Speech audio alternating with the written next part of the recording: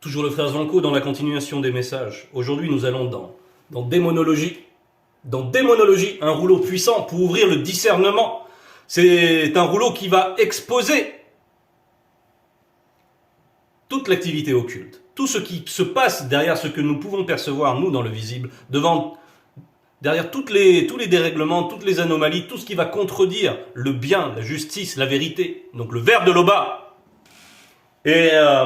Et tout ça, donc, est exposé. Tous les agissements, toutes les concertations du monde occulte sont exposés dans ce rouleau. Tous leurs stratagèmes. Donc à partir de ce rouleau, on est capable de discerner quelle est l'influence qui est en train de se manifester là dans mon quotidien.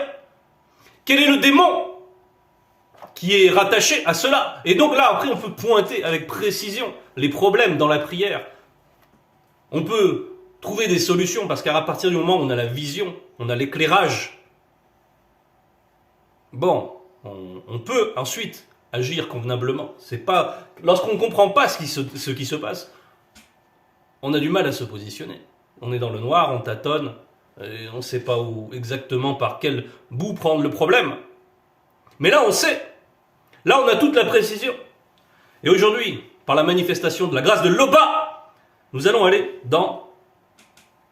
à la page 64 de ce rouleau qui traite. Donc le titre c'est « Les démons du quotidien dans le couple ». Les démons du quotidien dans le couple. Bon, là c'est les démons du quotidien, de ce que nous vivons constamment, donc jour après jour. Il peut survenir dans un couple, dans un couple qui suit le verbe de l'Oba, qui est dans l'initiation, qui est en cours d'initiation chez nous, les non-initiés graciés. Il peut survenir des perturbations, des petits dérèglements, des petites vexations, des frustrations. Ça peut arriver. Mais il faut pouvoir les gérer convenablement. Il faut pouvoir les sublimer par la manifestation de la sagesse à laquelle nous adhérons. Il faut pouvoir les traiter. Il faut pouvoir passer au-delà. Faire en sorte que ces interférences soient dissoutes et que nous soyons dans la paix. Parce que si nous sommes en couple, c'est pour vivre la paix, l'amour, pour vivre la vie de famille. Bon, là c'est bien sûr, on va prendre le cas spécifiquement des couples qui sont dans l'initiation, mais vous verrez que ceux qui sont à l'extérieur de l'initiation peuvent très bien se reconnaître dans ces phénomènes. D'autant plus qu'ils ne sont pas protégés, d'autant plus qu'ils n'ont pas l'éclairage. Donc ils vont être vraiment des proies faciles pour les démons. Et nous allons aller dans le verset 217. Comme il a été dit dans le verset 141, pour que les démons agissent dans le quotidien d'une personne jusqu'à la possession, il faut auparavant qu'une espèce de démon connu sous l'appellation de démon de circonstance puisse agir. Ça, c'est valable dans tous les cas de figure.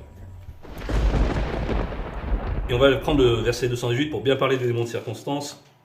Quand un démon de circonstance veut vous nuire, il fait tout ce qui est en son pouvoir, ceci pour toutes sortes de stratégies occultes. Ceci par toutes sortes de stratégies occultes. Donc il a bien des manières d'appréhender le cas d'une personne. Donc toutes sortes de stratégies occultes, ça peut être par toutes sortes de petits événements qui vont survenir. Ça peut être une facture lourde qu'on n'attendait pas, qui va créer des soucis quant à la gestion du quotidien. Ça peut être... et ça va créer une pesanteur, ça peut être mal géré, parce que finalement la personne, au lieu de se confier dans le verbe, elle va d'abord se faire des soucis, des projections, mais comment je vais faire avec ma voiture, mon frigo, etc. Bref. Il va y avoir la notion de souci, et le souci, ça va devenir une pesanteur, et ça va devenir une pesanteur qui va rejaillir sur tous les membres de la famille, peut-être pas les enfants, mais quoi qu'ils perçoivent beaucoup de choses, bref, on va pas trop digresser. On va rester focalisé. Donc les circonstances, il peut y avoir plein de choses, ça peut être, je suis en train de travailler, boum, une image pornographique, ça me déstabilise, ça crée une émotion, ça me renvoie dans le passé, la vie que j'avais avant avec... bref. C'est une déstabilisation, c'est une petite amorce. Voilà ce que va faire le démon de circonstance. Ça peut être une mésentente entre l'homme et la femme. On ne s'est pas bien compris, on n'a pas bien dialogué, on n'a pas mis le verbe au centre de notre dialogue. Bien. Donc, on voit que ça peut être Voilà. Ça commence toujours par le démon de circonstance qui, lui, prépare le chemin pour l'influence d'autres démons qui vont agir ensuite sur ce terrain propice. Verset 219. Dans le couple, les démons de circonstance manifestent une ambiance désagréable, antipathique, déplaisante, irritante, désagréable. Donc, il y a cette notion de pesanteur, il y a le fait que il y a une mauvaise humeur ambiante, que on ne se réjouit plus en famille, on enlève la joie, on enlève toutes les manifestations bénéfiques, celles du mundi, la joie, la paix, la patience, bon l'amour pour commencer, il commence à être déstabilisé par ces petites dispositions du monde occulte. Voilà, donc ça, et là, on nous dit ensuite, là il y a le titre, qui concerne donc premier signe, 2 points, divergence d'opinion de l'homme envers sa femme. C'est de l'homme envers sa femme. Là, on prend un cas bien déterminé, c'est l'homme envers sa femme, comment il va ressentir les choses lorsqu'il est sous l'influence des démons de circonstance et d'autres ensuite qui vont s'adjoindre. Donc, ça c'est donc le point de vue de l'homme par rapport à sa femme lorsqu'il commence à être désorienté, relativement au verbe. Donc, et on nous dit qu'il y a une divergence d'opinion. Ça commence déjà par un désaccord. Donc, mettons, la facture est arrivée, il y en a qui vont... On va pas être d'accord sur la priorisation du budget, etc. Et il va survenir une dispute, des mots qui vont pas plaire, même s'il n'y aura pas les insultes, puisqu'on est dans l'initiation, mais il va y avoir des choses qui vont pas passer, et hop, une mésentente, un désaccord, c'est une mésentente. On n'arrive plus à se comprendre. Donc ça peut arriver ponctuellement, hein, ça peut arriver, bien sûr, dans la vie du quotidien, mais il ne faut pas que ça se fige, que ça devienne une ambiance, que ça s'inscrive dans le temps. Non. Si ça s'inscrit dans le temps, si on commence à rentrer dans quelque chose qui se pérennise, là il y a un problème. Là il va falloir traiter les choses selon le verbe. Mais voilà ce qui se passe lorsqu'on ne le fait pas. Donc 220. Quand le démon de circonstance attaque un homme qui est en couple avec une femme, cet homme commence à être en désaccord avec sa femme. Il commence, mais ça veut dire qu'il y a un processus qui s'amorce. Et dans ce processus, il va y avoir une continuité de cette posture de désaccord. Et on va voir pourquoi. Donc, verset 221. À chaque discussion ou altercation avec sa femme, cet homme veut à tout moment avoir raison et avoir le dernier mot. Donc là, on nous parle d'une volition de l'homme. Pour lui, il doit toujours avoir raison. Sa femme ne peut pas avoir raison contre lui. C'est pas possible. Dans sa conception. Donc déjà, il a une mauvaise conception du dialogue. Parce que nous savons que donc il y a l'esprit, l'âme et le corps. Il y a le respect, bien sûr, qui va correspondre au domaine de l'esprit. Il y a le dialogue qui va correspondre au domaine du corps, parce qu'on verbalise. Quand on verbalise, c'est par le corps, c'est à l'aide de la bouche, de la langue, etc. Donc ça représente le dialogue. Et ensuite, il y a la complicité. Quand il y a le respect, il y a le dialogue, il y a la complicité. Il y a tout ce qu'il y a de bénéfique et on peut dire jouissif, oui, de bénéfique et de jouissif, par rapport à cette complicité. Bien, c'est le bonheur, il y a un bonheur là-dedans. Bien, tout ça, déjà dans cette posture de l'homme, il y a déjà une anomalie. Celle de vouloir toujours avoir raison, celle d'avoir toujours le dernier mot. Donc il y a 2 aspects, hein, c'est toujours avoir raison et avoir toujours le dernier mot. C'est-à-dire, non seulement pour lui, il doit être supérieur en intelligence. C'est ça, avoir toujours raison. Il doit être supérieur en intelligence. C'est-à-dire que pour lui, de base, du fait qu'il est un homme, du fait qu'il est né en tant qu'être masculin, il a la supériorité en termes d'intelligence. Et ensuite, le dernier mot, ça va représenter l'autorité. Et il est vrai que l'homme est le chef de la femme. Mais il se fait une vision de cette autorité, une conception de cette autorité qui n'est pas selon le verbe. C'est ce que nous allons voir. Donc il commence à se défier de sa femme par rapport à ce désaccord.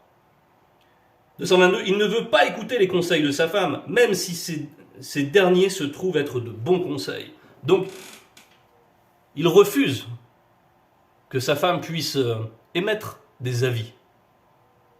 Bon, comment on peut espérer avoir de la complicité en cela? Comment on peut espérer Donc il y a la femme ici est reléguée à quelque chose qui est péjoratif finalement, qui est comme à une vision utilisatrice de la femme. Il n'y a pas cette recherche d'harmonie, d'osmose dans cette conception-là. Il ne veut pas écouter les conseils. Et là, il y a un point qui est vraiment névralgique. Là, c'est vraiment une brèche dans la conception. C'est il ne veut pas écouter. Tout simplement, déjà. Parce que le dialogue, ça passe par l'écoute. Parce que sinon, c'est pas un dialogue. C'est deux monologues, les gens ne se comprennent pas, et c'est normal qu'il y ait des désaccords, des disputes, etc. Donc déjà, il y a un refus de l'écoute.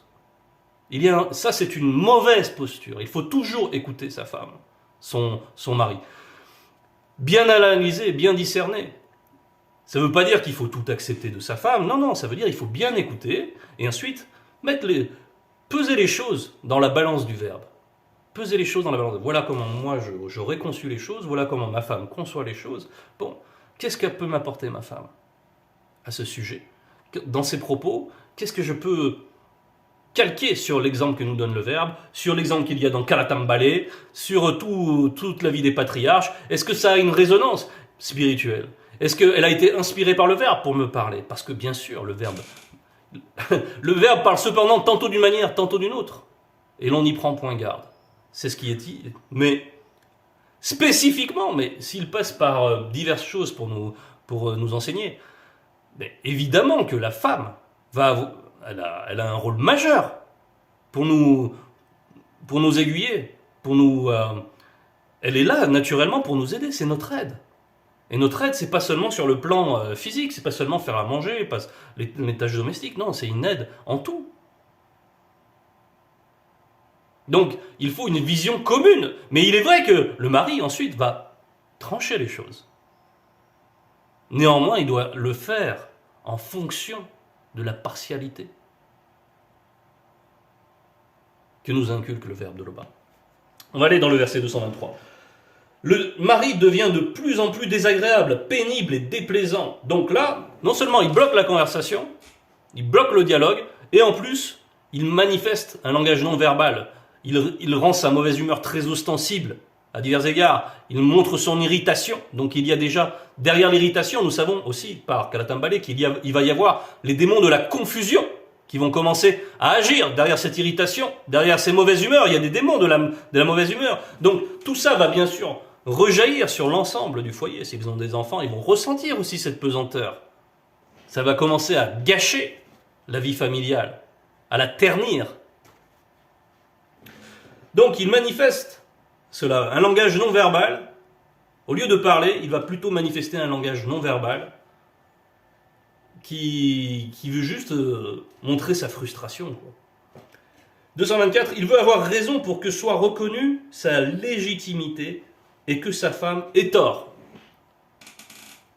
Verset 225, cet homme agit ainsi parce qu'il désire faire sortir ce qui était intériorisé en lui, mais n'y parvient pas. Donc le mari, voilà, devient désagréable, pénible, déplaisant par rapport à cela. C'est parce qu'il n'arrive pas à manifester.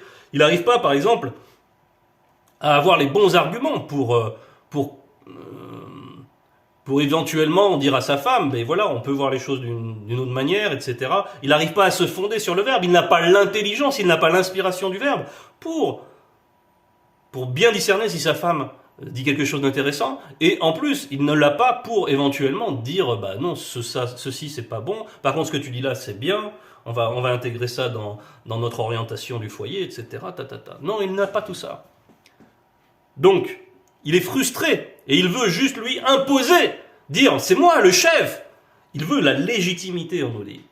Il veut avoir raison pour que soit reconnue sa légitimité. Oui, parce que Moto représente la loi, et Muto représente la grâce. Mais lui, il ne pense pas à l'aspect que représente Muto. Il pense simplement à la loi, à la légitimité. Oui, il est dit, on va aller dans Dalé. il est dit dans Dalé, donc 1 verset 49, page 785. Les femmes doivent respecter leur mari selon le verbe de Loba, tout comme l'assemblée des initiés et Bassi respecte Jokisabe et le deuxième. Donc, il veut voir à travers sa femme cette déférence. Et pour lui, c'est lui qui doit initier, c'est lui qui doit enseigner sa femme. Bien sûr, c'est aussi un de ses rôles. Mais ça ne veut pas dire que c'est strictement unilatéral. Il y a cette notion de complicité. Il veut avoir... en fait, il veut la légitimité, mais sans adhérer à la loi du verbe. Il veut la légitimité sans adhérer à l'impartialité, sans adhérer aux vertus, sans manifester les fruits du mundi. Il veut néanmoins que soit reconnue son autorité. Il veut être la loi de son foyer. Mais en même temps, il n'adhère pas à la loi du verbe. Et là, ça crée un grave problème. Une grosse dissension spirituelle. Donc, voilà, il y a une frustration. C'est-à-dire que, en tant qu'il voudrait répondre à sa femme selon l'enseignement, mais il n'y parvient pas, parce que bien sûr, il a des conceptions qui sont déjà à la base erronées, qui ne lui permettent pas de réfléchir selon le verbe, et il n'y parvient pas, et donc il est d'autant plus frustré. C'est comme, il veut émettre la semence, mais il ne peut pas. Et donc, tout ce qu'il fait, c'est manifester sa mauvaise humeur, son mécontentement. 226. Il se dit en lui-même qu'une femme ne peut avoir raison face à lui, qu'elle est bonne uniquement à écouter sans donner son opinion. Et on voit qu'ici, il y a des démons religieux qui sont à l'œuvre également, parce qu'il y a, comme on l'a dit, une mauvaise conception. Et on va prendre Dalé au verset 54, qui nous dit « Pendant l'enseignement, les femmes doivent rester tranquilles en écoutant avec respect. » Il va dire « Ah oui, mais moi on me compare à Jokisabe et ma femme à Ebassi, donc elle doit faire comme ça dans le couple. » Il va commencer à se faire des raisonnements, à construire des raisonnements qui sont déconnectés de la manifestation de la volonté de Loba par son verbe. Donc il va se dire, pendant l'enseignement, les femmes doivent rester tranquilles en écoutant avec respect. Donc moi quand je parle, elle doit écouter, elle doit respecter, et elle n'a rien à dire. Voilà ce qu'il va se dire. Mais là, il fait fausse route. Il est déjà largement sur la route qu'a disposé les démons de circonstance et les autres démons. Il est déjà en train de cultiver quelque chose dans son intériorité, des mauvais sentiments, derrière lesquels, parce que derrière les sentiments négatifs, il y a des démons à l'œuvre. Donc il se dit en lui-même qu'une femme ne peut avoir raison face à lui, qu'elle est bonne uniquement à écouter sans donner son opinion. Et il se base en cela sur la doctrine, la juste doctrine. Il se base sur la vérité, mais il en prend une vision simplement tronquée, il n'en prend qu'une partie. Du coup, ce n'est plus la vérité. Il ne veut pas voir, lui, comment Jokisabe a donné, on va dire, la contrepartie. Dans le verset 50 de Dalé, « Marie, aimez et respectez vos femmes selon le verbe, et respectez vos femmes selon le verbe, tout comme Jokisabe a aimé l'assemblée des initiés, et Bassi, qui, à cause de cet amour, les blancs et les sans-mêlés l'ont mis à mort sur un poteau. » Donc, c'est dire comment Jokisabe accorde une grande valeur à tous les membres des Bassi. Et quelle exemplarité, avec quel don de soi il a fait en sorte qu'Ebassi soit resplendissante. Il y a le don de soi. Où est le don de soi chez cet homme-là, qu'on décrit ici, dans cette conscience-là? On en est très loin, on va le voir. Verset 227, tant qu'il ne cède pas ou ne donne pas raison à sa femme, il pense que sa femme ne doit pas avoir le dessus sur lui. C'est donc une façon pour lui d'éviter de se sentir dévalorisé. Il se sent exister. Oui, pour lui, il vit le fait de ne pas avoir raison comme un camouflet, comme une vexation, comme une honte. Et pour lui, il va tout faire pour ne pas perdre la face. Un peu, c'est la notion de perdre la face chez les Chinois. Ils vont être dans le déni tout le temps. Il va pas vouloir voir les choses. Il va pas vouloir écouter les choses. Il va bloquer toute tentative de dialogue. Et dans cela, il n'y a plus de solution possible. S'il n'y a plus de dialogue, comment on va solutionner les choses? On est là, on est enclenché dans un processus et on est en train d'arriver sur quelque chose de vraiment dangereux spirituellement. Et il a besoin donc de se sentir valorisé par la même. Mais valorisé par rapport à quoi? Pas valorisé dans le verbe. C'est relativement à son ego, à l'image qu'il a de lui-même, uniquement. Donc c'est la vanité, c'est la gloire des hommes. Donc il veut se sentir valorisé par rapport à la gloire des hommes, et non pas par rapport à la loi du verbe, et non pas spirituellement, et non pas dans la lumière bénéfique dans laquelle le verbe nous donne de vivre et de resplendir. Il est dans l'égarement.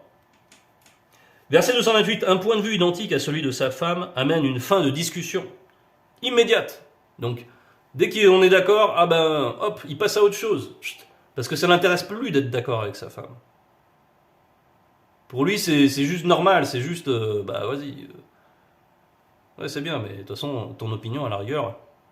Voilà. Virgule, tandis qu'un point de vue opposé à sa pensée permet d'alimenter la discussion. Donc là, il a vraiment basculé. Dans ce processus, là, il a vraiment basculé. C'est-à-dire que tout ce qui l'intéresse maintenant, c'est d'être en désaccord pour pouvoir ensuite manifester une pseudo-autorité. Une pseudo-autorité, une autorité charnelle, tyrannique. Verset 229. Pour cet homme, sa femme est une rebelle. Ah, voilà. Une mauvaise épouse qui ne pénètre point le principe du mariage, qui ne respecte pas l'homme. Le fait, donc, que sa femme émette un point de vue qui n'est pas exactement le sien, mais qui est pourtant fondé dans le verbe, comme on l'a vu, des bons conseils, etc., pour lui, c'est déjà un outrage. C'est déjà un manque de respect. Il va se faire cette construction. Et il va finir par considérer sa femme comme un adversaire. Waouh! Une rebelle. Une rebelle par rapport au fait qu'il se dit qu'il est la loi Et donc là, qu'est-ce qu'il manifeste? Il manifeste que des choses négatives. Et il fait le lion dans son propre foyer. Mais qu'en est-il au dehors? Est-ce qu'il a cette assise au dehors? Est-ce qu'avec les non-initiés, il manifeste aussi cette autorité? Ou est-ce qu'il a tendance à s'effacer, à être en fonction des intérêts, devant son patron, il s'écrase, etc. Souvent, il y a le pendant. Il fait le boss au foyer, et à l'extérieur, il fait le canard, comme on dit. Voilà, court vite, voilà. Il s'enfuit vite. Bref. Mais on va voir que ce qu'on est en train d'évoquer là a une raison précise qui est pointée là. Donc, voilà, il commence à considérer sa femme comme un adversaire. Donc là, c'est la déroute complète. C'est-à-dire que on va prendre Biala 12, verset 24, page 429. Biala 12. 429, pardon. Chapitre 12, verset 4. Une femme vertueuse initiée est spirituellement la couronne de son mari initié. Donc, une femme vertueuse est spirituellement la couronne de son mari initié. Mais celle non initiée qui fait honte est comme une grosse carie dans ses dents, dans la dent. Donc lui, quand il va lire ça, qu'est-ce qu'il va retenir? Il va retenir juste de manière partiale. Il va dire elle est non initiée. Il va se dire déjà, elle est non initiée graciée, elle n'est pas initiée. Donc je vais plutôt la répertorier dans la deuxième partie du verset, en tant que non-initié. Alors que non, un non-initié gracié, il est dans la marche de l'initiation, il est dans le processus de l'initiation. Donc il faut plutôt, par opposition au non-initié, le considérer plus comme un initié, même s'il n'a pas complètement achevé son initiation. Mais bref, donc lui, il va retenir que la partie négative, qui fait honte. Et comme une grosse carie dans la dent. Ah ouais, quand elle exprime son point de vue contre moi, ah oui, parce que déjà, il va dire, c'est contre moi, c'est pas pour me conseiller. Il voit en sa femme un adversaire. Quand elle exprime son point de vue, c'est pour m'humilier. Elle me fait honte. Donc en fait, il va éliminer la première partie. Une femme vertueuse est spirituellement la couronne de son mari. Bon. C'est donc sa femme et l'harmonie qu'il y a dans les relations selon le verbe avec sa femme, est pour lui comme un ornement. Un ornement, en plus, c'est une couronne, c'est quelque chose qu'on met sur la tête. C'est quelque chose qui rehausse son autorité. Parce que la tête, c'est ce qui commande. Et là, on positionne la femme comme une couronne sur la tête. Donc, elle est comme un rayonnement de cette autorité. Et il faut penser, bien sûr, à toutes ces femmes. Est-ce que Eyumé, lorsqu'elle a pris son mari, est-ce qu'après, une fois qu'elle a son mari, elle a commencé à faire la popote, elle disait plus rien, elle ne parlait plus sous les baobabs, le soir, avec les veillées, elle n'initiait plus ses sœurs, etc. Non. Non, non, non. C'est pas ça. Le mariage, c'est pas l'effacement de la femme. Ça n'a aucun sens. Mais bon, on va aller maintenant dans le verset 230. Car pour cet homme, sa femme est une sorcière pour avoir osé soutenir une opinion différente à la sienne. Donc là, au-delà de la rébellion, là c'est une sorcière carrément. C'est-à-dire qu'elle agit volontairement, c'est ça que ça veut dire une sorcière, elle agit volontairement contre la loi du Verbe en défiant son mari. Là c'est vraiment, ce qu'on appelle une psychose, mais ça c'est une... ça c'est l'effet justement des démons. On arrive vraiment à bientôt on va cueillir le fruit de tout cela, du point de vue du monde occulte. Parce que là, on est très avancé dans le mûrissement d'une situation délétère. Est une sorcière pour avoir soutenu une opinion différente à la sienne, juste pour ça, une opinion différente. Ah ouais. Donc là, c'est vraiment, oui, un délire. Il y a la confusion, il y a le délire. Verset 231, cet homme souffre d'un manque d'estime de soi ou d'anxiété sociale.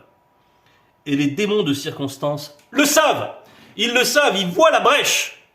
Et c'est pour ça qu'ils manifestent des interférences dans la marche qui sont relatives à cette brèche. Donc une anxiété sociale, un manque d'estime de soi, c'est peut-être parce que dans son enfance, il était complètement déconsidéré quand il était dans sa famille, il a peut-être des carences affectives, un manque de reconnaissance, et maintenant, dans son propre foyer, quelque part, il cherche à se venger de cela de manière inconsciente.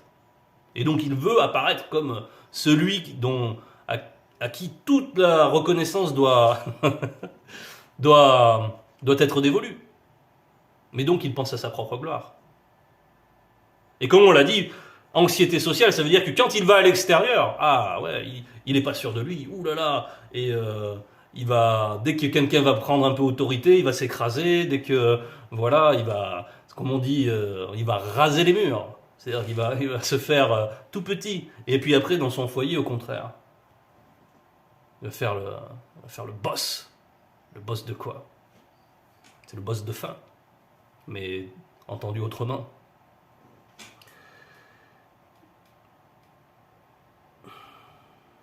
Donc, mais là on pointe avec précision donc cette brèche. Pourquoi cet homme est à ce point déconnecté des enseignements quant à la gestion de son foyer. Verset 232, pour lui sa femme n'est bonne qu'à faire à manger, s'occuper du ménage et des enfants, s'ils en ont, entre parenthèses.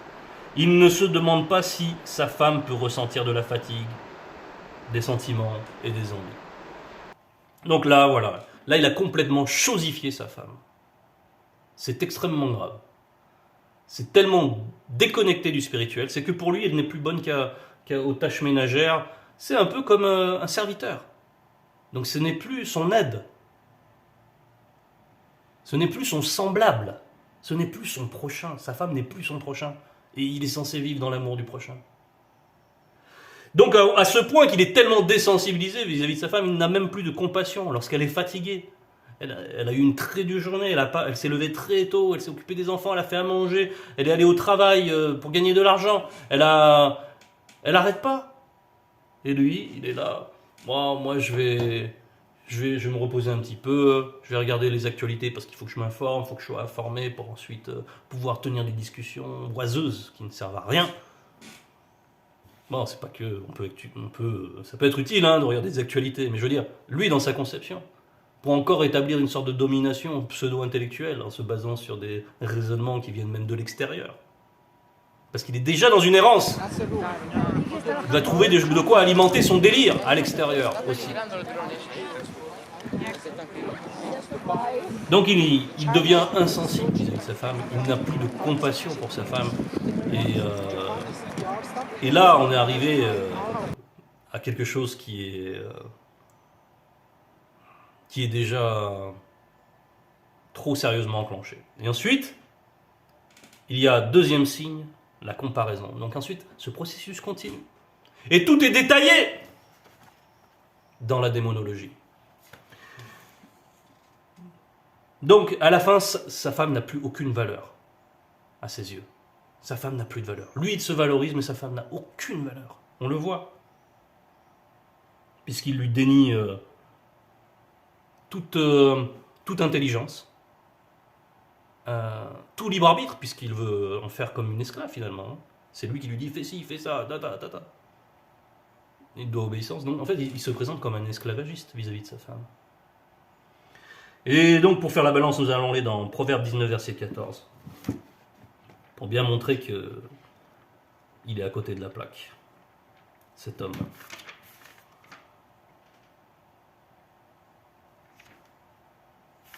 Donc, Proverbe 19, verset 14.